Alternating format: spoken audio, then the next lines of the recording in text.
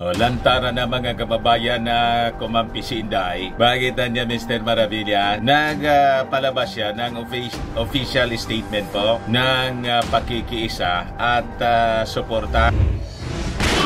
Nagbabagang mga balita at pagtalakay sa mga isyu ng lipunan. Bulsa, opinyon, banat at paglalantad sa katotohanan. Bulsa, what you see is what you get. You decide. Ayan po mga kababayan ang official statement. Galing sa Office of the Vice President mismo. Galing mismo kay Inday. Pinalabas po kahapon. Pero niya Mr. Maravillas, pagdating sa bullying ng China sa ating Philippine Coast Guard, walang official statement si Inday. Mayroon din pa. Kaya lang hindi maintindihan. Talaga itong impact leadership po. Hindi po ako ang may gawa nito ha. Yung impact leadership yung nag-publish ng balita po. Hugas naman tayo kamay. Hugas kamay tayo. Pilato. Ayan po, top government officials on China's latest aggression against Philippine vessels in WPS. Si Inday po, nakasulat sa Chinese.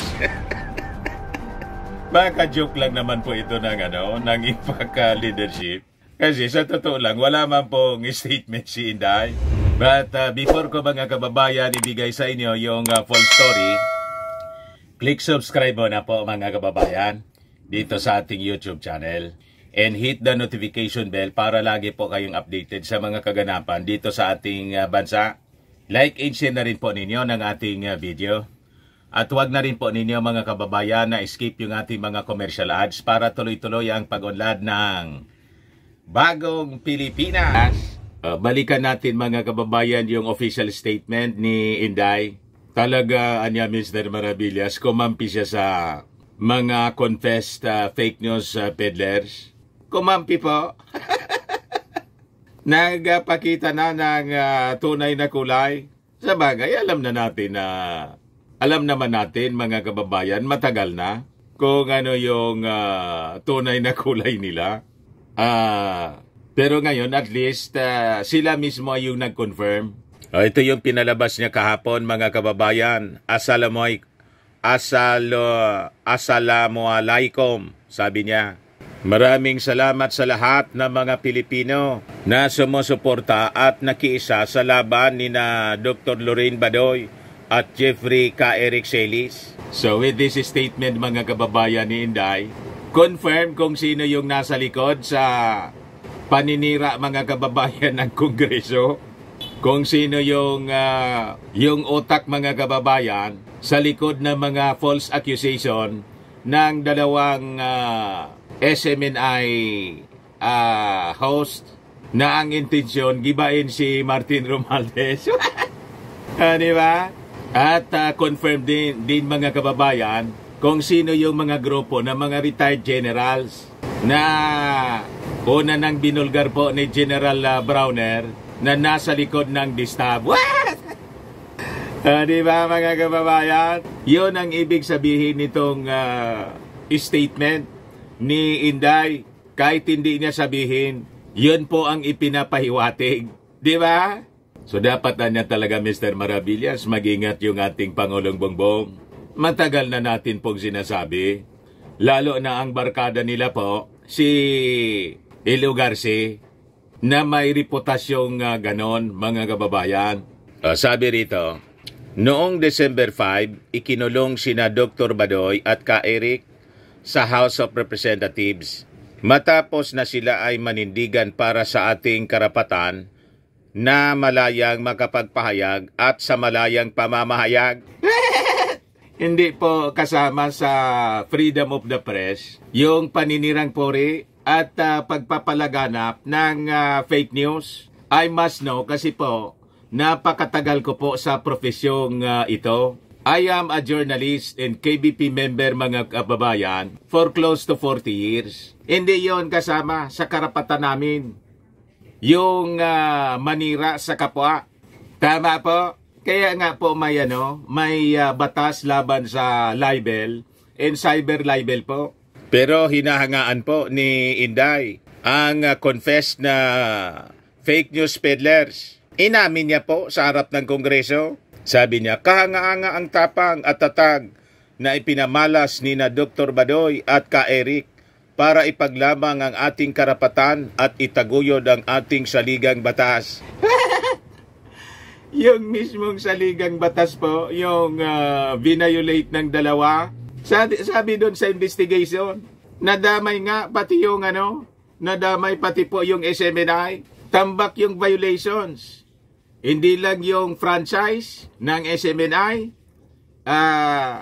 yung KBP Code, pati mga kababayan yung konstitusyon. Sabi yan po ni Representative Migs Nograles na kababayan ni Inday.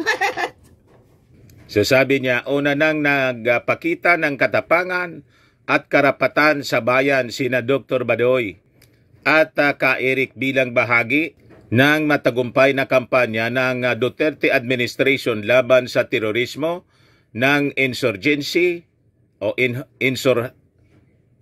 insurhensya sa ilalim ng National Task Force to End Local Communist Armed Conflict. Kinikilala natin ang mga magigiting na retired Philippine Military Academy alumni at mga dating miyembro ng Armed Forces of the Philippines na naglabas ng matapang na panawagan para sa pagpapalaya ng dalawa.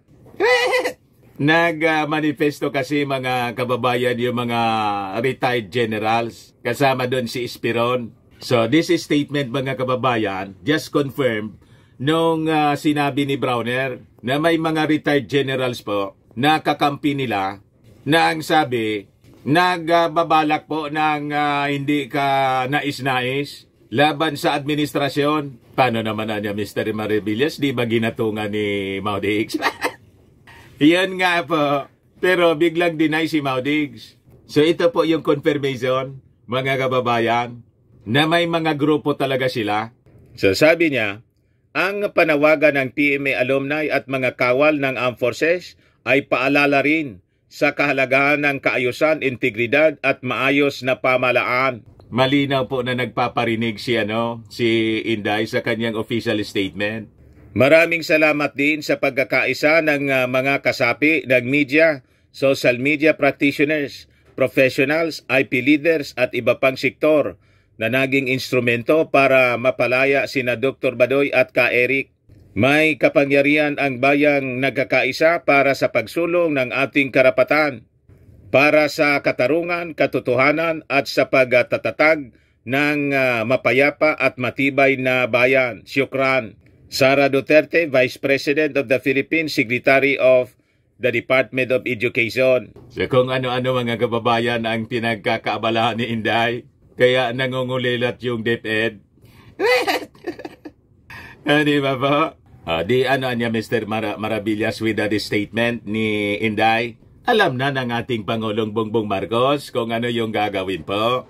Pag si President Bongbong Marcos, mga kababayan, hindi na na-invite si Inday sa cabinet meeting, alam na po ang ibig sabihin. Lalo pa kung sa susunod na biyahe, foreign trip ng ating Pangulong Bongbong Marcos, hindi na po si Inday yung caretaker ng ating gobyerno. So, aabangan natin mga kababayan yung mga magiging future actions ng ating Pangulong Bongbong. Meantime, magmasid muna tayo po. Pag nangyari yon, nag-ibig sabihin, tuluyan na pong nawasak yung unit team. Sabi nga natin po, pag nawasak ng tuluyan ang unit team, wala man pong walang kasalanan yung ating Pangulong Bongbong. Ang lahat pong kasalanan nandun kay Inday at sa kanyang pamilya, sa kanyang kampo po. Kasi sila po yung nagsimula ng gulo mula doon sa issue ng tambalos-los. Diba? Kung saan dinimote si GMA sa pag-attempt mga kababayan na agawin, ikodita po yung speakership, and the rest is history mga kababayan. Kaya huwag kayong maniniwala doon sa mga propaganda nila kasi binabaliktad nila yung kwento. minamali nila yung ating Pangulo at saka si Martin Romualdez. Baliktad po ang katotohanan. At siguro naman po, nasubaybayan ninyo, lalo na po yung issue sa confidential fund. Kumbaga tinanggalan ng confidential fund si Inday, unang-una hindi maipaliwanag kung paano nilunok yung 125 million pesos in 11 days. Pangalawang punto mga kababayan, si Inday mismo yung nagsabi na I leave it anya to the wisdom of Congress. Pero nang tinanggal po, kasi yung wisdom ng Congress, ilipat anya natin kasi may pangangailangan yung ating mga security agencies tulad ng Coast Guard, National Defense with the issue sa West Philippine Sea. Ayo, nagtantrum si Inday, hindi na kinikibo si Martin. You see, mga kababayan, yun ang kwentong totoo. Tapos biglag yung mga kaalyado niya, ito na nga po, mga kababayan, na yung mismong tatay niya, siniraan yung Kongreso. Tinawag na bulok, the most rotten institusyon. At tinakusahan si Martin, mga kababayan, na nag-aambisyon na magpangulo. Kung saan, wala mang ganong statement po si Martin. Hindi man po kumikibo si Martin habang inaaway siyang inaaway ng mga Duterte. Tapos ito na nga po, yung issue sa 1.8 billion travel expenses daw ni Martin na napag-alaman, mga kababayan, sa congressional investigation. Fake news pala po. Inamin mismo po ni na mali. Hindi totoo. Inamin ng dalawa. Lalo ni Ka Eric po. Tapos dito kumampi, mga kababayan, si Inday. You see? Pero anya, Mr. Maravillas, ano yung pinakita mong statement ng mga top officials na yung si Inday, Chinese character yung nakalagay? Ito po siya. Ang may gawa nito po, impact leadership. Nakita ko lang ito, mga kababayan, na pakalat-kalat sa timeline ko. Sabi diyan, top government officials on China's latest aggression against Philippine vessels in WPS. Sabi ni Mig Zubiri, Senate President, I urge President Ferdinand Bongbong Marcos Jr. to send the current Chinese ambassador home. He has done nothing to address the continued attacks of his government on our troops and on our people. Si Speaker Martin Romualdez naman po, sabi niya, we demand that Beijing take immediate and concrete actions to cease these aggressive activities and uphold the principles of international law. The Philippines stands firm in its sovereignty and jurisdiction over Bajo de Masinloc in its territorial sea. We will not be intimidated, nor will we stand down in the face of these unwarranted and illegal actions. Pero si Inday po, hindi maintindihan yung isinulat ng impact leadership. Nakasulat po sa Chinese characters. Bakit naman niya, Mr. Maravillas, ganyan? Actually, sa tingin ko po, pang-asar na lang naman po ito ng ng impact leadership. Pero makahulugan ang ibig sabihin po. Kasi sa totoong buhay, wala man pong statement si Inday. Ever since, mga kababayan, never na nagpaabot ng kanyang saloobin si Inday. Other than po, mga kababayan, nung Independence Day yata yun ng China, nagpalabas siya ng statement. Pero, sa salitang Chinese, yan lang po, mga kababayan. Pero dito sa issue ng West Philippine Sea, never na nagpalabas ng statement kung ano yung kanyang stand, mga kababayan dito. Kaya alam na ng mga mamamayang Filipino kasi kung ano yung saloobin ni Inday. Di ba? But anyway, choice niya yan, mga kababayan. Sa 2028, tayo po yung magdidesisyon siyempre. Ayan man lang po, mga kababayan. Baka lang gusto ninyo itong itry. Firmax Firming and Lifting Cream. Pinapahid po sa mga pulses in affected area. Mainam po sa paninigas ng mga kaso-kasoan. Ito naman po, Automax Radiant Serum. Sa mukha naman yung application. Anti-aging po siya. You will look 10 years younger than your age. Sa mga cancer patients naman po, baka lang gusto ninyo itong itry. Ning siya red mix fruit drink. Hindi man po siya gamot, food supplement siya. Kaya lang, gawa siya mga kababayan sa goji berry. Yung goji berry may anti-cancer properties. Ayos pa, yung mga inquiries ninyo po, dumiretso na lang kayo sa aming messenger sa Facebook para masagot namin agad. Ako po si Dante Maravillas. Bye-bye po. God bless.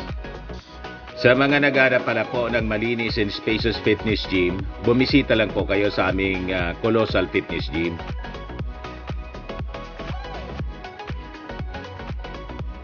We also offer Grab car rental with our brand new 2023 model ng Toyota Innova. We also accept booking for those who are planning to travel via PAL, Cebu Pacific, and other airline companies. Local and international, and bills payment po for Meralco bills, PLDT, etc. Ang Colossal Fitness Gym ay matatagpuan sa 3rd floor ng Security Bank Building, Landco Business Park, Legazpi City, Albay. For inquiries, look for Jilon Maravillas. Contact number 0966-802-0949.